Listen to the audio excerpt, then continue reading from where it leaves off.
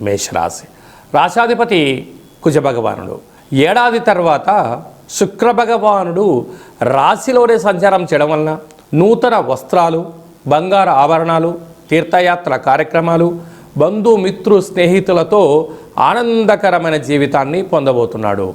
ఎన్నడూ లేనటువంటి విధంగా విశేషమైనటువంటి ఏకాదశి స్థానంలో త్రిగ్రహ సంచార స్థితి.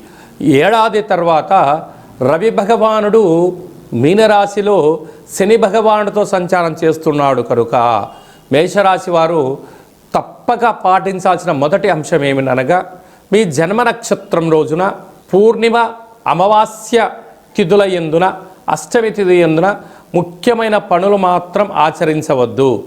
సర్వత్రా అద్భుతమైన అఖండ రాజయోగము నిత్యము మీ సొంతం అవ్వాలి అన్నట్లయితే ఈ చైత్ర పూర్ణిమ సందర్భంగా ఒక ఎర్రటి అంటే నీటి